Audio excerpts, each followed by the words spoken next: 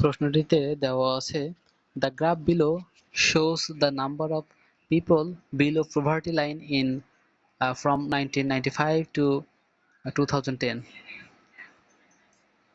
Graph চার্টটি 1995 থেকে 2000 পর্যন্ত জনসংখ্যার যারা পভার্টি লাইনের নিচে বাস করত তাদের একটা পরিসংখ্যান দেয়া আছে।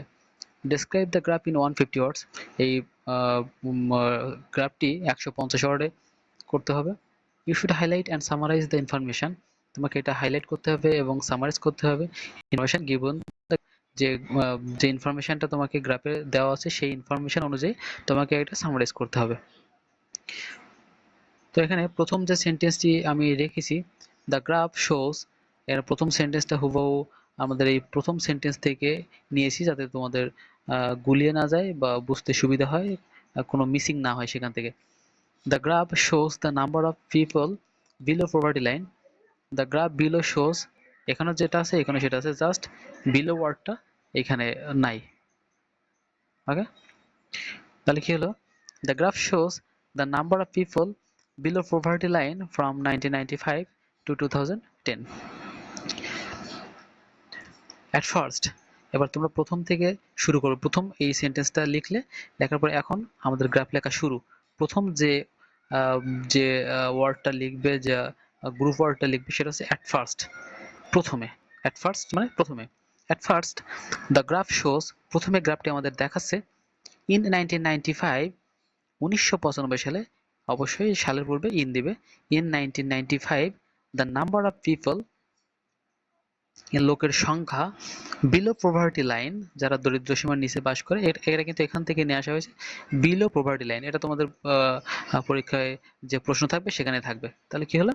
পিপল বিলো পভার্টি লাইন, যারা সেই লোক যারা পভার্টি লাইনের নিচে বসবাস করে, ইজ 36%। এর পার্সেন্টটা কত? এই পার্সেন্ট হয় ইজ 36%। আমি কিন্তু জাস্ট এখান থেকে পার্সেন্টটা এখানে বসিয়ে দিলাম, ইজ 36%।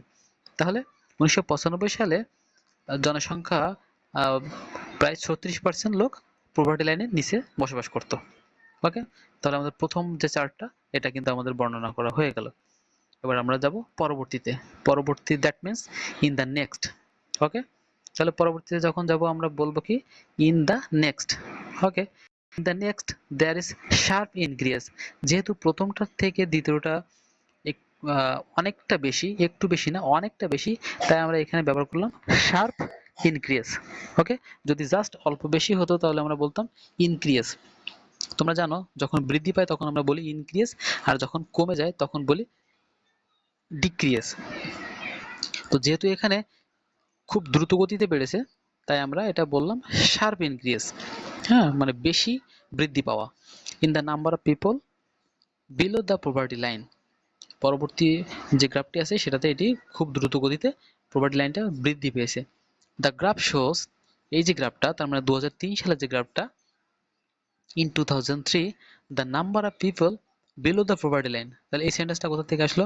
ইন 2003, 2003 সালে।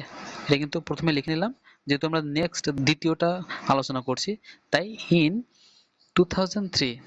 তারপরে দেখো কোথা থেকে পাইছি এগুলো, দ্য নাম্বার অফ পিপল, এই যে the number of people below poverty line, এখান থেকে কিন্তু এই পর্যন্ত, এই পর্যন্ত আমি আবার প্রশ্ন থেকে ব্যবহার করলাম, ইজ 45%।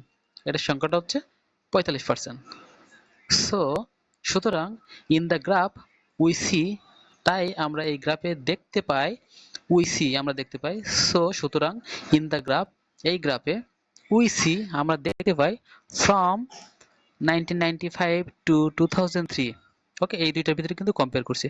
যেহেতু আমাকে বলা হয়েছে 150 ওয়ার্ডে লিখতে, আমি যদি একটা না চারটা ডিসক্রাইব করে দিই তাহলে কিন্তু আমার 150 ওয়ার্ড হবে না। তাই আমি মাঝে মাঝে এদের ভিতরে কম্পারিজন করব, দুইটার ভিতরে, মাঝে মাঝে তিনটার ভিতরে, মাঝে মাঝে সবকটার ভিতরে, তোমার যেটা যেমন ভাবে ইচ্ছা। তো এখানে আমি কি বললাম? সো ইন দ্য গ্রাফ, তাই এই গ্রাফে উই সি আমরা দেখতে পাই ফ্রম 1995 টু 2003, 1995 থেকে 2003 সাল পর্যন্ত, এটা কত বছর? Within 8 years. ওকে, এই 8 বছরে the number of increase, the number of increase, যেহেতু এটা বৃদ্ধি পেয়েছে তাই আমরা বলবো the number of increase is 9% or just 9%। The number of increase 9%, এটা বৃদ্ধি পেয়েছে কত পার্সেন্ট? 36, আর 9 যোগ করলে হয় 45। তাই আমি বললাম যে এখানে কত পার্সেন্ট বৃদ্ধি পেয়েছে? 9%। ওকে, বাট দ্য সিচুয়েশন ইমপ্রুভস, কিন্তু পরবর্তীতে এটা কি হয়েছে? সিচুয়েশনটা ইমপ্রুভ হয়েছে। ইমপ্রুভ কেন হয়েছে? যেহেতু দরিদ্রতার হার কমে গেছে। আমি কিন্তু থার্ড ওয়ানে চলে গেছি, 2007 সালে চলে গেছি। তাই 2003 থেকে 2007 সালে যেহেতু অবস্থার উন্নতি হয়েছে, এখানে কিন্তু পভার্টি লাইনটা কমে গেছে বা পভার্টির যে হারটা কমে গেছে। তাই এখানে বলা হয়েছে বাট দ্য সিচুয়েশন ইমপ্রুভস, কিন্তু সিচুয়েশনটা ইমপ্রুভ হয়েছে, and the percentage of people living below the poverty line, এবং তারপরে যে পার্সেন্টেজটা হয়েছে of the people living below the poverty line, poverty লাইনের নিচে যে লোক বাস করতো, কামস ডাউন, যেটা নিচে নেমে আসে টু 30% ইন 2007। তাহলে পরবর্তীতে 2007 সালে কত চলে আসলো? 30% চলে আসলো। ওকে, সেই কথাটাই বলা হলো বাট দ্য সিচুয়েশন ইমপ্রুভ, কিন্তু এই যে সিচুয়েশনটা ইমপ্রুভ হলো, and the percentage of people living below the poverty line, সেই একই ব্যাপার, the number of people below poverty line. আমরা এই কথাগুলো কিন্তু বারবার ইউজ করছি, people living below poverty line.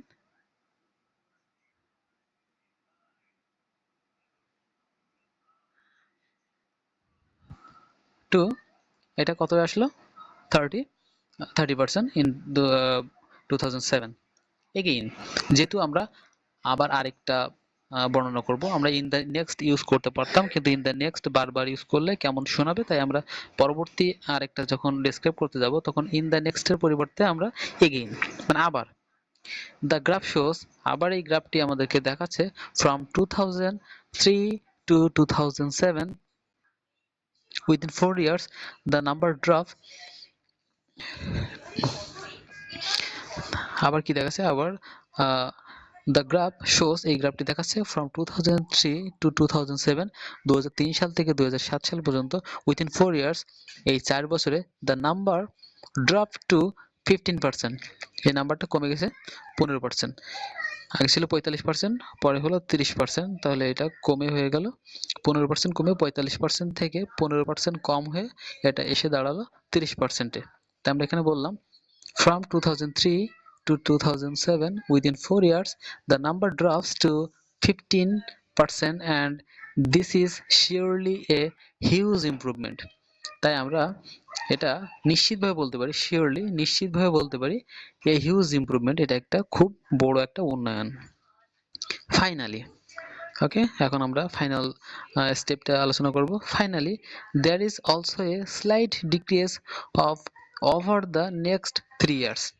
next 3 years means 2007 সাল থেকে 2010 সালে গিয়ে কি হলো, 2007 সাল এবং 2010 সালের ডিফারেন্স 3। তাই বলা হচ্ছে finally there is also a slight decrease. এখানে দেখো আবার কিন্তু কমে গেছে, 30% ছিল, 30% থেকে কমে হয়েছে 28%। এটা খুব কম, মানে যে ডিক্রিজটা হয়েছে, এই ডিক্রিজটা খুব হালকা আকারে, তাই বলা হচ্ছে slight decrease. Okay, finally there is also a slight decrease, শেষ অবশেষে আরো একটি হালকা যে কম বা সামান্য কম, সেটা হয়েছে of over the next 3 years, পরবর্তী 3 বছরে। সো ইন দ্য ইয়ার 2010, তাই the number of people below the poverty line, সেই একই সেন্টেন্স কিন্তু এখানে আবারও ব্যবহার করা হয়েছে। The number of people below the poverty line reaches, এটা পৌঁছেছে 28%, এটা কত পার্সেন্ট পৌঁছেছে? 28%-এ। ড্রপিং 2%, তার মানে 2% কমে 30% ছিল, সেখান থেকে হয়েছে 28%, তাহলে কত পার্সেন্ট কমলো? 2%। হ্যাঁ, সো ইন দ্য ইয়ার 2010, 2010 সালে the number of people below poverty line reaches 28%, এটা পৌঁছালো 28%-এ, ড্রপিং 2%, 2% কমে এটা 28%-এ পৌঁছালো। ফ্রম দ্য গ্রাফ 2007, 2007 সালের গ্রাফ থেকে এটা আরো 2% কমে 28%-এ পৌঁছালো।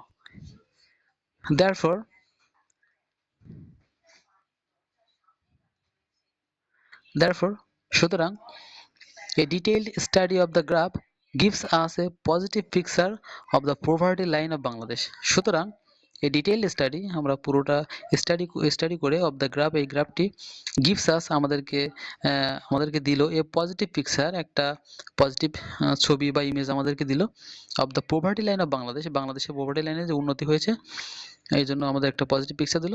So we see from 1995 to 2010, তাই আমরা দেখতে পাই 1995 থেকে 2010 সাল পর্যন্ত উইদিন 15 ইয়ার্স, এই 15 বছরে the number of people living below the poverty line, এই 15 বছরে যে নাম্বার অফ পিপল ছিল যারা পভার্টি লাইনের নিচে বসবাস করে, ডিক্রিজ 8%। ওকে, ডিক্রিজ 8%।